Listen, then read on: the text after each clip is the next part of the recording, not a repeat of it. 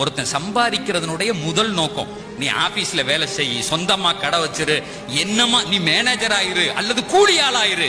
முதல் நோக்கம் சம்பாதிப்பதற்கு உங்கள் குழந்தைகளுக்கு நீங்கள் சொல்லிக் கொடுங்கள். அடித்து சொல்லுகிறேன், கோடி ரூபாய் இல்லாவிட்டாலும் கூட ஒரு கோடீஸ்வரன் என்ன வாழ்க்கை வாழ்றான்னு அல்லாஹ் அந்த பிள்ளைக்கு தருவான். எழுதி வச்சுக்கோங்க. பெருமானார் சொல்லுகிறார்கள், நான் சம்பாதிக்கிறது கூலி வேலையாக இருந்தாலும் யா அல்லாஹ் யார்கிட்டையும் கையேந்த கூடாது, உன்கிட்ட மட்டும்தான், அதுக்கு தான் இந்த சம்பாத்தியம் அப்படின்னு சொல்லணும். எப்படி சொல்லணும்? என் மரணம் வரை நான் பெற்ற பிள்ளையிடத்தில் கூட எனக்கு இது வேணும் கேட்க கூடாது, நீ தந்தா போதும். சொல்லி பாருங்களேன், கடைசி நேர தண்ணி வரை உங்களுடைய வாயில் இறைவன் ஊட்டுவான். நல்லா ஒண்ணு புரிஞ்சுக்குங்க, நீங்க வச்சிருக்க காசுகளும் படிப்பையும் கொண்டு இந்த உலகத்துல வாழ முடியாது. அல்லாஹ் நாடணும். கோடி ரூபாய் இருக்கவன் கூட ஏதாவது ஒரு நோயில இழுத்து பட்டு செத்து போறான்.